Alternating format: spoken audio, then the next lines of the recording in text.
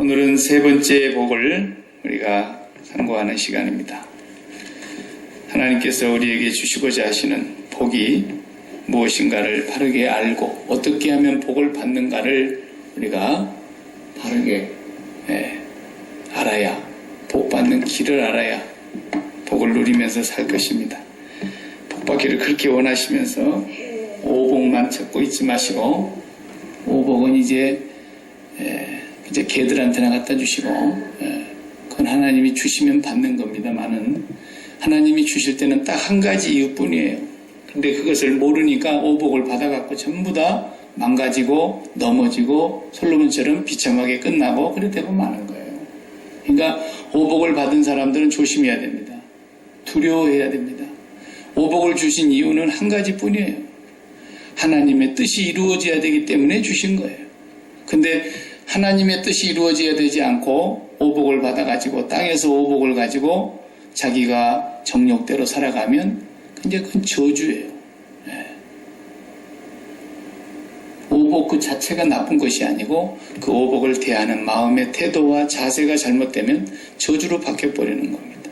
그러니까 우리가 주님이 가지고 오신 이 8가지의 복을 정말로 누리고 사는 것이 예수 제일 잘 믿는 사람의 삶입니다. 그러니까 심령이 가난해지면 되는 거예요. 그럼 늘 천국을 우리 마음속에 하나님께서 이루어 주셔요. 심령이 가난합니다. 어떻게 심령이 가난해진다 그랬어요?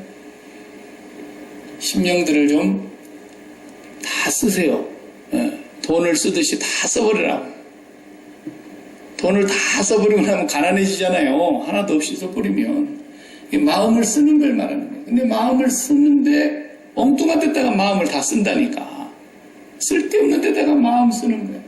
그러니까 마음 다치고, 마음 상하고, 마음 걱정하고, 마음 불안하고, 마음 두렵고, 마음 약해지고, 마음이 살아도 사는 것 같지 않다. 근데 하나님한테 마음을 써봐요. 그러면은 막 즐거움이 옵니다. 기쁨이 옵니다. 감사가 옵니다. 하나님께 마음을 계속 써보세요. 돈 하나도 안 듭니다. 하나님께 마음을 써보세요. 어떻게 써요? 내가 지금까지 마음 썼던 걸 다 해소하는 거예요. 나 이제 더 이상 마음 안 쓰겠다.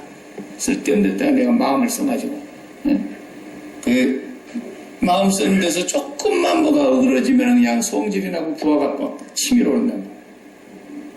하나님께 마음 쓰면은 절대로 그렇지 않아요. 그것이 심령이 가난하다는 뜻이에요. 그 다음에 애통하는 거. 애통하는 자가 위로받는다 그랬잖아요. 위로는 하나님이 이리와 내 옆에 앉아. 내 옆에. 아니면 하나님이 친히 찾아오셔서 내가 네 옆에 있을게. 이런 뜻이란 말이에요. 항상 하나님이 내 옆에 계십니다. 하나님께서 항상 졸지도 아니하시고 주무시지도 아니하시고 언제나 내 곁에 계시며 나를 곁으로 부르시는 하나님. 그 위로를 주시는 하나님인데 언제 그런 위로를 받습니까? 애통할 때. 애통하지 않는데 어떻게 위로가 있겠어요? 애통을 해야만이 위로를 받을 텐데 나는 하나도 안 애통해. 애통한 게 하나도 없어요. 왜 그럴까요? 너무 세상에 곁에 두는 게 많아가지고 막 돈을 막 내 곁으로 와라. 그리고 막 또 돈 곁으로 막 달려가고 권력이 내게로 와라. 권력 곁으로 또 어떤 사람 돈 들고 따라가고 쫓아가고 그리고 막 세상에 좋다는 쾌락과 즐거움 이런 데로 막 쫓아가잖아요. 그래서 그것이 나의 곁에 있게 하려고. 그게 뭐 하나도 애통한 게 없어. 근데 뭔 이유가 있겠어요? 그러나 그런 삶은 나중에는 진짜 애통하는 게 아니라 절통합니다. 이제. 비참해집니다. 비참해져. 그러니까 하나님이 곁에 계시고 내가 하나님 곁으로 가고 하나님이 내 곁으로 오시는 그 위로를 받으려고 이 세상의 위로를 끊어야 돼요. 세상의 위로 받으면 안 돼요. 그러니까 세상의 위로를 사도 바울이 많이 받았던가요? 제일 세상의 위로를 못 받았는데도 이 양반 위로받고 기뻐하고 위로받고 감사하고 그렇게 살잖아요. 예. 예. 이제는 예수 믿는 사람들은요 정말 이 삶이 반대야. 세상 사람들은 완전히 반대인 거예요.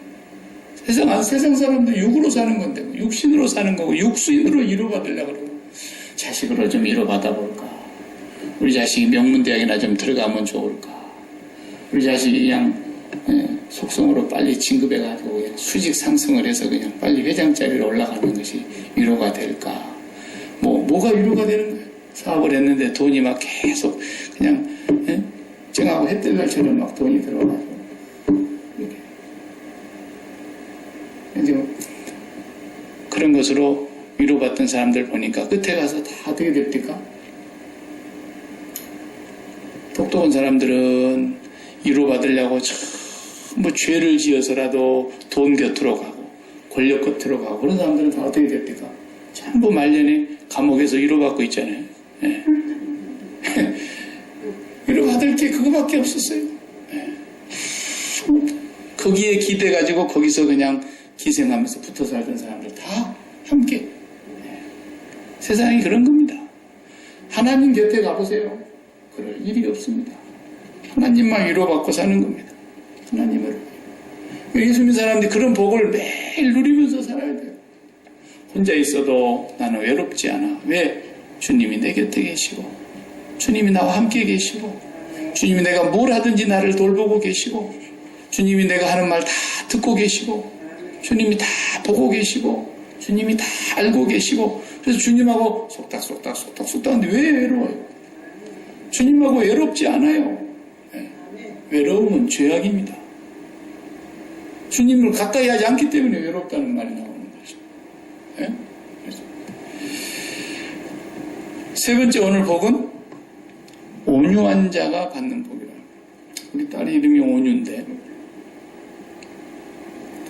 지혜가 제일이라 그래서 또 장로님 집에도 딸이 하나가 지혜가 있어가지고 장로님 집에만 지혜가 있는 게 아니라 우리 집은 온유가 있어요. 온유한 자가 복을 받는다. 근데 무슨 복을 받냐면 땅을 상속받는다. 땅을 기업으로 받는다.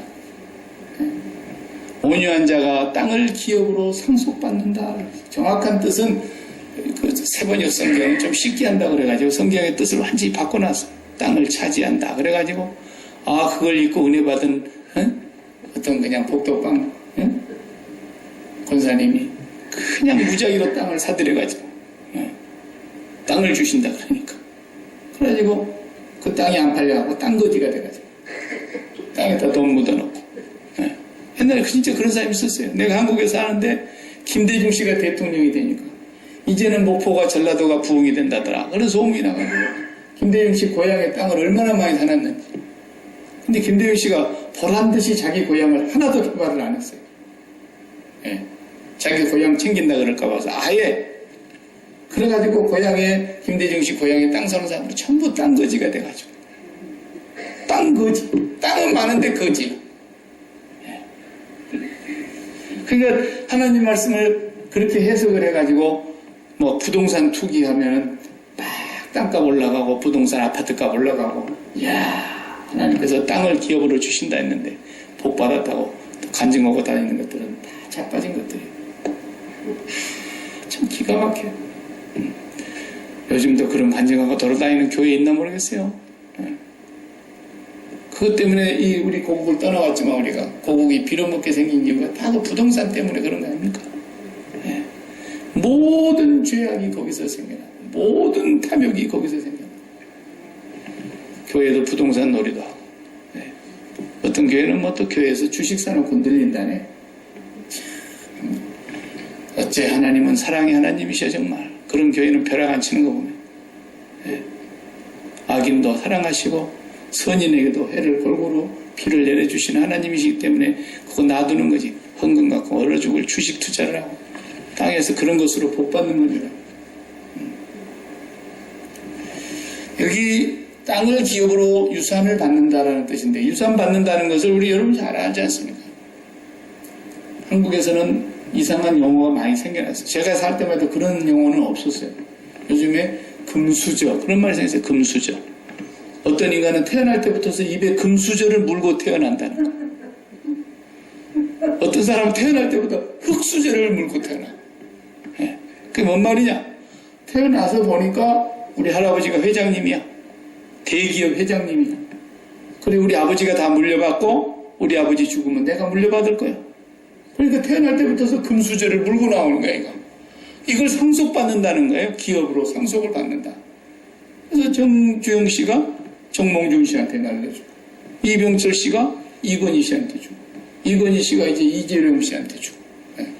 구본무 씨가 이제 돌아가셨으니까 또 그 아들 이제 4대째 예. 구자경 씨, 그 다음에 구본무 씨, 그 다음에 구mon모 씨 이렇게 해가지고 계속 유산으로 물려받는 거예요. 이런 사람들 태어날 때 갓난 얘기였어요. 그랬는데 할아버지가 혹은 증조 할아버지가 잘 일구어 놓은 것을 그냥 통째로 상속받는 거예요. 이걸 보고 기업으로 상속받는다. 그런 뜻이 오늘 예수님 하신 말씀입니다. 근데 뭘 상속받는다? 땅을. 예수님은 땅 한 평도 없었어. 사도 바울도 땅 한 평도 없었어. 예? 그 뭐예요 도대체? 땅을 상속받는다는데 이 땅이 무슨 얘기냐? 그 땅이라는 것은 이 세상에서의 삶을 얘기하는 거예요. 땅에서 살고 있는 동안 하늘의 뜻이 온전히 다 계획되어 있는 그 뜻이 땅에서 이루어지다라고 우리 주기도문 하는 그 기도대로 땅에서 아버지의 뜻이 이루어지는 삶을 살아가는 그 삶을 얘기하는 겁니다. 땅을 기업으로 받는다 그러니까 뭐 아브라함이 땅이 있었어요? 없었어요. 겨우 자기 무덤자리 하나 사고 끝났습니다. 그건 돈 주고 샀어요. 직접. 무덤자리 만들어 놓고 아브라함은 죽은 거예요. 우리 믿음의 선진들이 무슨 땅을 많이 가진 사람들이 있어요. 하나님 잘생긴다는 유대인들 저 땅 보세요. 조그만 땅 가지고 셋이서 나눠 가지니까 지금 얼마나 전쟁이 끊이지 않고 지금도 땅 때문에 예루살렘의 미 대사관이 옮겨간 이후로 얼마나 또 전쟁이 일어나서 많은 사람이 죽고 저 땅덩어리 그냥 조그마한 거 하나 가지고 하나님이 저런 땅을 주신다는 얘기가 아닙니다. 하나님의 계획이 하늘에서 있는데 그 백성들에게 예수님이 오셔서 너희들에게 하나님의 뜻이 이루어지기를 기도해라. 하나님의 뜻이 이 땅에서 이루어지기를 기도해라. 너희들의 삶이 그 하나님의 뜻을 이루는 삶을 살아가게 되는 게 바로 땅의 기업을 상속받는 거라는 거예요. 어떤 사람이 복부인이 온유한 자가. 그럼 이제 온유가 뭔지 또 알아야 돼요. 온유라는 단어는 클레로모노스라는 그 원어에는 그런 단어가 플라우스 클레로모노스라는 것은 유산으로 상속받는다 그런 뜻이고 플라우스라는 말은 온유라는 단어인데 온유가 뭐냐라는 것은 사전을 찾아보면은 뭐 이건 도덕이기 때문에 도덕적인 어떤 성품이기 때문에 사전에는 뭐라고 나오냐면 부드러움, 온순함, 착함 뭐 이런 것으로 나와요. 일반 사전을 찾아보면. 근데 여기에 플라우스라는 단어는 그런 뜻이 아닙니다. 네. 세상에 착해가지고 땅을 기업으로 받는 사람 봤습니까? 착한 사람은 못 봤습니다. 그래도 밤잠 안 자고 와서 줄 서갖고 티켓이라도 몇 개 사고 그런 사람들이 땅 사고 그러지 순진해갖고는 땅 못 삽니다. 그러니까 하나님의 나라도 마찬가지입니다. 하나님께서 지금 온유한 자에게 땅에서 사는 동안에 하나님의 뜻이 다 이루어지게 해서 하나님의 그 땅이 되게 될 것이라.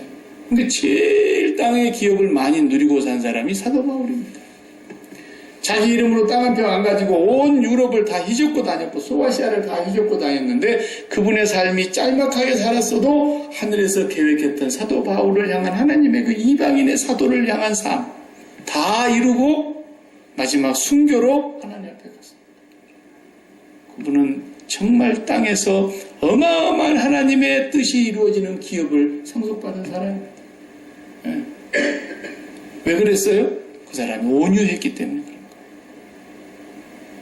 아마 정주영 씨는 그렇게 그냥 초등학교도 못 나오고 그냥 집 나와가지고 그렇게 고생해갖고 자수성가해서 죽도록 해가지고 벌어놓은 거 76살 잡수시고 딱 돌아가시면서 자녀들에게 다 그냥 줬습니다.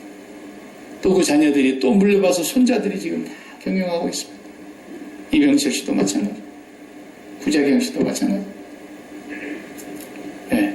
이렇게 해서 다 물려주고 해가지고 죽도록 힘을 다해서 해가지고 그걸 상속을 받는데 우리는 그렇게 해가지고 언제 우리가 LG 따라가고 삼성 따라가겠습니까? 네. 우리는 그렇게 힘 안 쓰고 땅을 유산으로 받는 땅에서의 하나님의 기업이 상속으로 이루어지는 그런 축복을 이미 하나님이 우리에게 주셨고 주님이 갖고 오셨으니까 그걸 우리가 이제 누려야 된다고 말해요. 이제 온유하면 됩니다. 온유라는 말만 알면 되겠죠. 플라우스라는 이 온유라는 단어는 하나님과 우리 사이에서 쓰는 단어입니다. 자, 구약의 민수기 12장 3절을 한번 1절, 2절, 3절을 볼까요? 민수기 12장 1절, 2절, 3절 한번 펴서 읽어봐요. 거기에 그 온유라는 단어가 구약에서 나오는데요. 민수기 12장 1절, 2절, 3절 거기에 보면은 민수기 12장 1절, 2절, 3절 모세가 구스 여자를 취하였다. 구스 여자를 취하였으므로 미디안과 아론이 모세를 비방하니라. 비방했어요. 아유 그냥 시커먼 거 어디 가서 그냥 하나 얻어갖고 왔어요. 자기 아내 시보라가 죽었어요. 그리고 장례를 치렀습니다. 그리고 나서 모세가 홀로 됐는데 구스 여자를 에디오피아 시커먼 수를 아내로 데려왔다 이거예요. 그러니까 아니 이방 여자를 데려왔다고 그냥 모세를 누나 미리암과 형 아론이 막 비방하기 시작했어요. 그러면서 뭐라고 했어요? 멸시했어요. 아니 지만 하나님하고 대면하고 있나? 우리도 하나님하고 대면하고 살지. 그래서 막 모세를 피하고 비방하고 그랬어요. 2절에 그랬다 그랬죠? 자 3절 다 같이 읽어봐요. 시작. 이 사람 모세는 온유함이 이스라엘 모든 사람과 하였더라. 뭐가? 온유함이. 야 여기서 온유하는 단어가 나왔어요.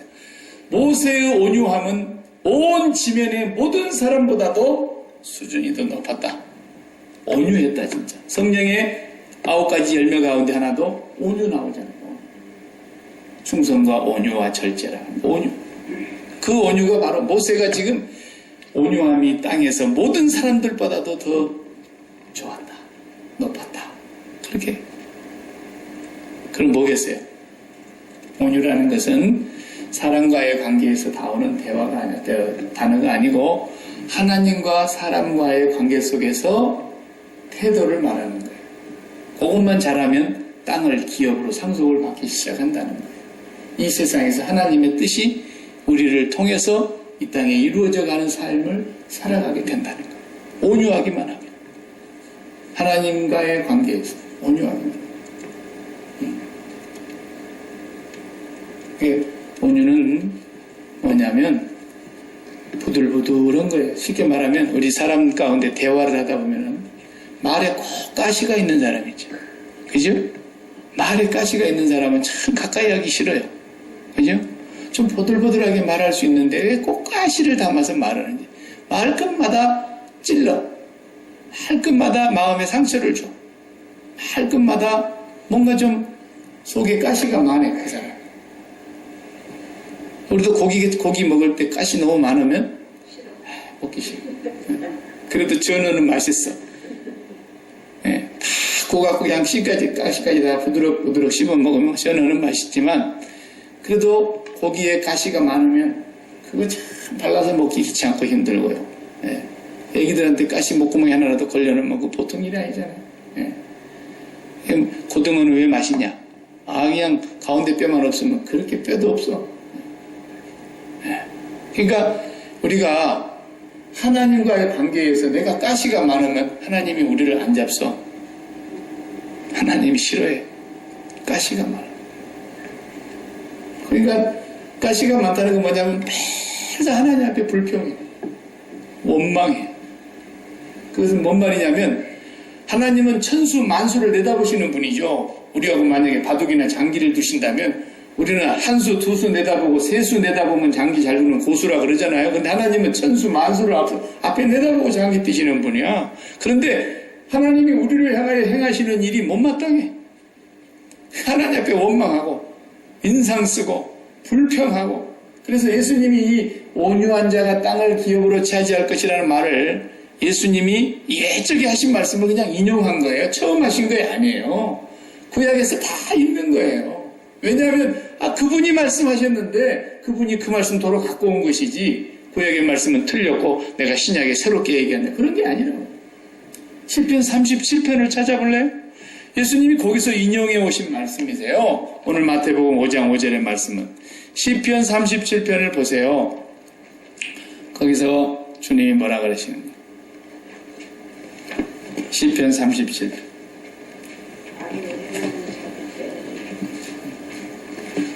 자, 시편 37편 전체가 불평, 불만, 막 원망, 짜증, 막 분노 이런 거거든요. 악을 행하는 자들 때문에 불평하지 말며. 불평을 왜 해요? 악을 행하는 사람들 때문에 불평. 악을 행하는 사람들 때문에 막 불평하고. 불의를 행하는 자들을 시기하지 말지어다. 그들은 풀같이 속히 배임을 당할 것이며 푸른 채소같이 세잔할 것이며 야키마의 뜨거운 여름빛에 풀 뽑아놓으면 그냥 잠시 지나면 풀을 세잔하게 말라버린 것처럼 그런 사람들은 금방 시들어지고 망할 거다. 시편 37편에 지금 이 얘기 그 말씀 하시는 거예요. 그러면서 너희들은 여호와를 의뢰하고 선을 행하고 땅에 머무는 동안 그의 성실을 먹을거리로 삼을지어다. 여호와를 기뻐하라. 내 마음의 소원을 이루어 주실 것이다. 내 길을 여호와께 맡기라. 그를 의지하면 그가 이루어 주실 것이다. 계속 얘기하다가 11절로 이제 넘어가 보면 뭐라 그러세요? 11절에 그러나 온유한 자들은 땅을 차지하며 풍성한 화평으로 즐거워하리로다. 예수님이 이 말씀 인용하신 거거든요. 그러니까 8절에 뭐라 8절에 7절 8절 다 하시. 여호와 앞에 잠잠하고 참아 기다리라. 자기 길이 형통하며 악한 꾀를 이루는 자 때문에 불평하지 말지어다. 분을 그치고 노를 버리며 불평하지 말라. 오히려 악을 만들 뿐이라. 진실로 악을 행하는 자들은 끊어질 것이나 여호와를 소망하는 자는 땅을 차지할 것이다. 온유한 자들이 땅을 차지할 것이다. 이 말씀을 하시는 거예요. 그러니까 우리가 세상 살면서 막 악한 일, 불의한 일, 그런 짓을 행하는 사람, 그런 일을 나에게 행하는 사람, 이런 사람 보면 얼마나 짜증나고 불평, 시기가 나고 분노가 나고 증오심이 막 불타고 그런단 말이죠. 근데 그러지 말라는 거예요. 오히려 악을 만들 뿐이라는 거예요. 왜 그러지 말라 그러냐면 하나님은 천수 만수 다 내다보고 계시기 때문에 하나님이 뻔히 보고 계시는 데서 그 사람이 나에게 그런 짓을 했다? 하나님이 허락을 하신 거예요. 하나님께서 왜 그러신지는 모르겠는데 그냥 허락하신 거예요. 하나님이 허락하시지 않았다면 절대로 그런 일이 안 이루어졌을 거예요. 왜? 하나님이 그런 나쁜 짓을 하는 사람을 벼락을 쳐버렸을 테니까. 응? 자기 죄에 죽어버렸을 테니까. 하나님이 그냥 즉각 진노를 내려가지고 그런 못된 짓을 못하게 했을 테니까. 그런데 세상을 우리가 가만히 봐봐요. 악한 짓을 골라서 하는 사람들이 잘 되고요. 부자가 더해요. 도자가 더해. 예? 정말로 부자라고 다 그런 건 아니지만 정말로 하여튼 못된 짓 하는 사람들 보면 어째 그리 잘 되는지, 남에게 해코지하고 사는 사람, 양심을 팔아먹고 사는 사람 어째 그리 잘 되는지, 그런 사람을 보면 막 열통이 펴져. 부은이 나. 그런데 그걸 보고 예수님이 말하세요. 부은을 그치고 노를 버리며 불평하지 말라는 거예요. 이게 온유한 사람이 할 수 있는 거예요. 온유한 사람. 왜? 하나님이 다 천수 만수 내다보고 계시는데, 하나님께서 다 보고 계시는 데서 그 일이 이루어진 것이라면, 하나님께서 천수 만수 다 앞을 내다보고 인도에 가시고 주관에 가시는 하나님이 보고 계시는데도 그런 일이 이루어진 것이라면, 하나님이 그냥 허용한 것이니까 하나님을 바라보고 참으라는 거예요. 오늘 그러잖아요. 여호와 앞에 잠잠하고 참고 기다리라 그러잖아요. 악한 일을 해서 형통한 사람 때문에 불평하지 마라 그러잖아요. 정말 우리가 살면서 경험하는 거죠. 우리 동네도 그런 사람들 있죠. 예. 못된 짓만 골라서 하는 사람들이 더 잘 되고요. 그런 걸 우리가 볼 때에 뭐 내가 도와준 거 없으니까 그 사람한테 내가 뭐 해코지할 필요도 없지만 그런 사람이 나한테 또 해코지를 해도 하나님 뭐라 그러세요? 여호와 앞에 잠잠하고 참아 기다리라. 네. 이게 온유한 사람이에요. 여호와 앞에 온유한 사람이에요. 모세가 와이프가 돌아가셨는데 장례식을 치르고 나서 옆구리가 시리다. 그래서 여자 하나를 여기서 데려왔는데 시커먼 를 데려왔어. 자기 동족 중에도 여자가 오직 많아요. 그리고 내 사람 하나 구해달라고 하면 형이나 누나가 어련히 알아서 찾아 주겠어요. 지만 하나님하고 대면하나? 우리도 다 하나님하고 통하고 사는데 그러면서 막 비방이죠. 아니 다른 사람들이 비방하더라도 그러면 못 써. 이래야 되는데 그 뭐 모세를 그냥 형하고 그냥 누나가 막 비방을 하니까 결국은 미리암이 나중에 문둥병이 들잖아요. 그리고 저 집 밖으로 쫓겨나잖아요. 그러면서 근데 모세가 아무 말을 안 해요. 여호와 앞에서 하나님의 지시하심이 없이 그랬을 리가 없거든. 하나님의 허용하심이 있었으니까 하나님의 뭔가 기도하고 했겠지. 매일마다 친구와 대면함 같이 여호와와 대면했던 사람이 모세인데 모세가 그냥 심심해서 여자 찾아왔겠어요? 하나님의 뭔가 뜻이 있었을 거란 말이에요. 그런데 니만 하나님하고 대면하냐? 우리도 하나님하고 대면한다. 막 그러면서 아론이 막 모세를 그렇게 비방을 했다. 자, 근데 모세는 가만히 있어. 그 온유함이 모든 지면의 어떤 사람들보다 제일 높더라. 예수님은 당신을 소개할 때 마태복음 11장 25절 이하에 보면 뭐라 그러죠?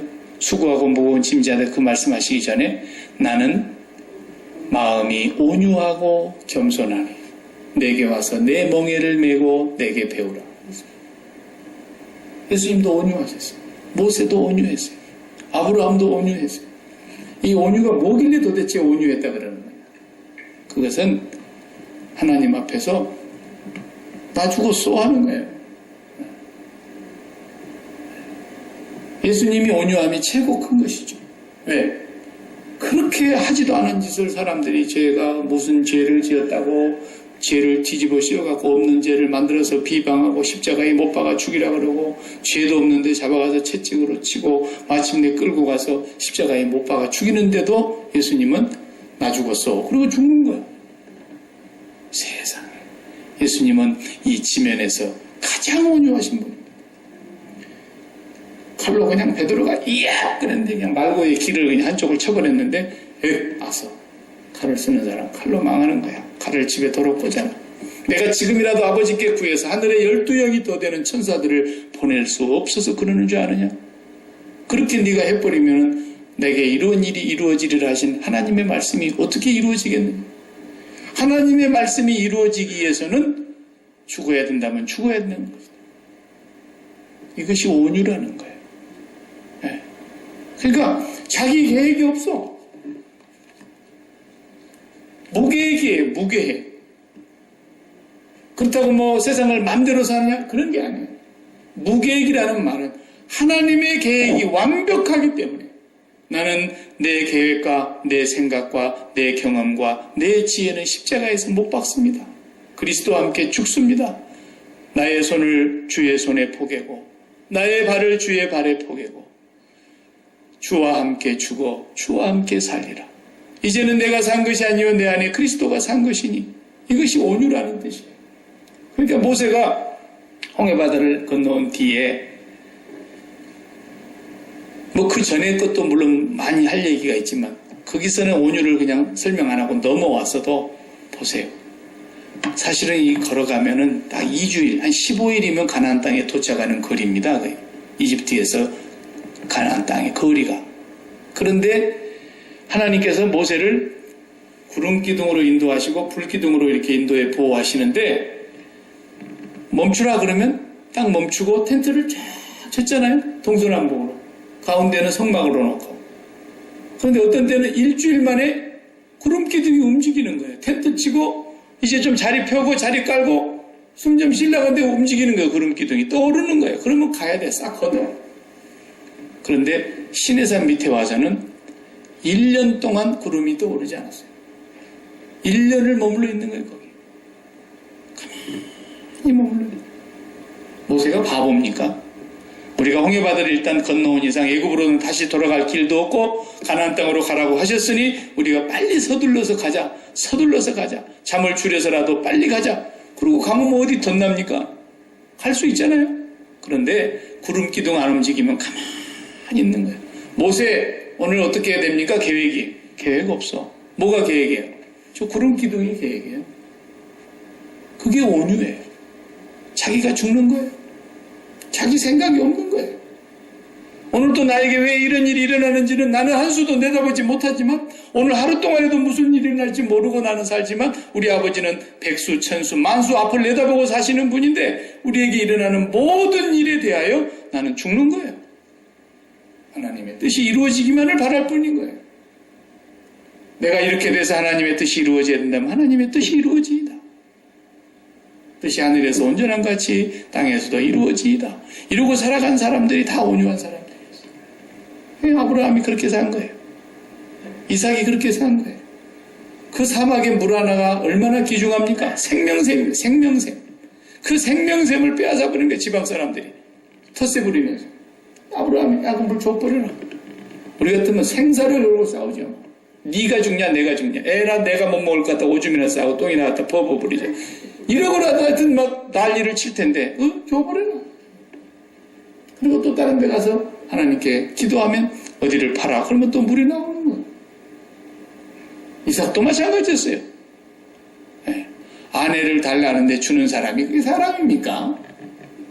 시시콜콜한 사람 같지만 온유한 사람이에요. 데려가십시오.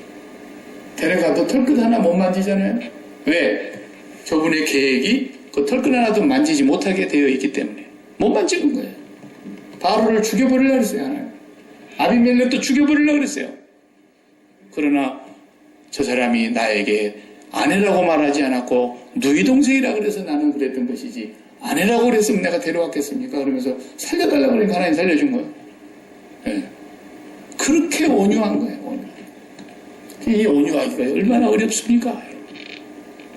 나는 마음이 온유하고 겸손해.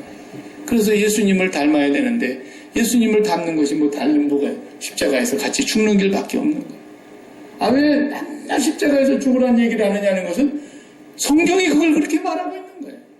예수님이 지금 팔복을 얘기하면서 십자가의 정점을 향해서 가고 계신 분인데 이 팔복을 얘기하면서 십자가를 염두에 두고 말씀 안 하셨겠어요? 예수님의 모든 말씀은 십자가를 염두에 두고 하신 말씀이세요. 제자들에게 가르친 모든 가르침이 십자가와 연관이 되는 거예요. 그래서 사도 바울도 정말 죽은 사람입니다. 죽은 사람. 얼마나 온유한지. 사람에 대해서는 온유하지 않아요. 예수님이 온유한 거 봤어요? 어떤 때는 막 돌멩이로 치려고 하는 그 가늠하다 현장에 잡힌 여인을 끌어다 놓고 어떻게 할 거냐고 따져 물을 때 죄 없는 사람이 먼저 돌로 쳐라. 그러면서 그 여자에게도 그렇게 부드럽게 대하시던 예수님이 온유한 것 같죠? 에이, 말 마세요. 성전에 들어가가지고 바리새인들을 보고 하시는 독서를 한번 여러분 들어보시잖아요. 이 독사 이 자식들아. 저주받을진저 화 있을진저 이 독사의 새끼들아. 어디 그게 온유합니까? 온유는 그런 도덕적인 개념이 아니에요. 하나님과의 관계에서 내가 얼마나 철저하게 복종하기 위해서 십자가에 자신을 못 박아 죽이느냐는 거예요. 사도 바울이 보통 온유한 사람이 아니에요. 아니 내 시민권만 닦아내가거나 로마 시민권자야 이러면 한 대도 안 맞아. 어디 가도. 그런데 다 두드러 맞는 거예요. 이게 십자가에서 죽은 사람입니다. 나는 날마다 죽구나. 그게 자기 계획이 없는 거예요. 하나님의 계획대로 이루어지다라는 거예요. 하나님의 계획이 이루어지면 나는 된 것이라는 거예요. 매를 맞아서 이루어질 것 같으면 이루어지고 병이 들어서 이루어질 것 같으면 이루어지고 부자가 돼서 이루어져야 될 것 같으면 부자가 될 것이고 하나님이 하시는 것이라는 거죠. 이것이 온유라는 뜻입니다. 여러분 그렇게 살아가면 정말 땅에서의 삶을 하나님이 상속해 주시겠다는 거예요. 당신의 뜻을 이루는 사람으로 살아가도록 이 복을 주시겠다는 것입니다. 아멘. 네. 이 복을 실제로 갖다 주신 거예요, 이걸. 복을 가르치는 것이 아닙니다. 복을 정의하는 게 아닙니다. 이 복은 진짜 우리에게 지금 와 있는 거예요, 이 세상에서. 그래서 하늘 아버지의 복은 새 복이고 땅에서 주는 헌복은 뭡니까? 정주영 씨가 돌아가셔야 아들이 갖는 거예요. 이병철 씨가 돌아가셔야 아들이 갖고 아들이 또 돌아가셔야 그 손자가 갖는 거예요. 그래서 복을 갖고 있는 주인이 죽어야 상속을 받는 것이지만 여기 예수님이 가지고 온 복은 아버지가 살아 계시는데 오늘 지금 여기서 계속해서 그 복을 누리게 해주시는 거예요. 그래서 새 복은 차원이 달라요. 하나님의 자녀들은 매일 이 복을 가지고 살아야 된다는 거예요. 여러분, 그렇게 살다 보면 억울한 일도 많고 불의한 사람이 판을 치고 불의한 사람이 형통하고 불의한 사람이 더 배부르고 그런 걸 볼 때 속 터지고 분노하고 그러지만 오늘 여호와 앞에 잠잠하고 참고 기다리라. 자기 길이 형통하고 악한 꾀를 이루는 자들 때문에 불평하지 말고 분을 그치고 노를 그치고 오히려 악을 만들 뿐이다. 그러면서 우리는 하나님의 그 면전에서 늘 온유함을 잃지 말아야 된다. 그러기 위해서 매일 주님의 십자가를 바라보는 것이 십자가 생활화예요. 오늘도 누가 나 열받게 하거든. 저걸 그냥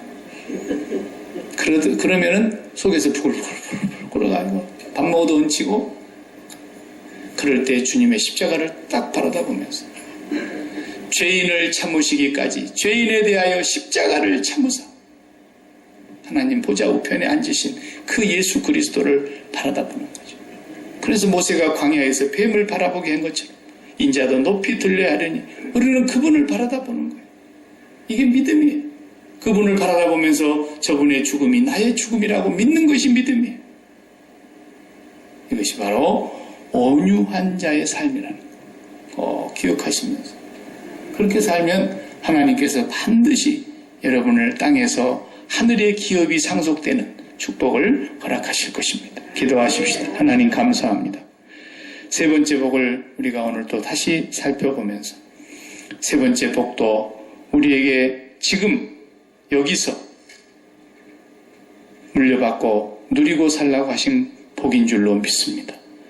온유한 자에게 주시겠다고 하신 땅의 기업을 상속으로 받는 하나님의 거룩한 자녀들 되게 해주셔서 우리의 가는 모든 길에서 하나님의 계획, 하나님의 뜻, 하나님의 섭리 안에서 저희들이 살아가는 귀한 삶이 되게 해주셔서 살아도 주를 위하여 살고 죽어도 주를 위하여 죽고 사나 죽으나 우리는 주의 것이오니 오직 예수 그리스도의 이름이 존귀케 되기를 바라옵고 아버지 하나님의 뜻이 이루어지기를 바라며 온유한 마음 가지고 살게 해 주옵소서. 예수님 이름으로 기도합니다. 아멘. 아멘.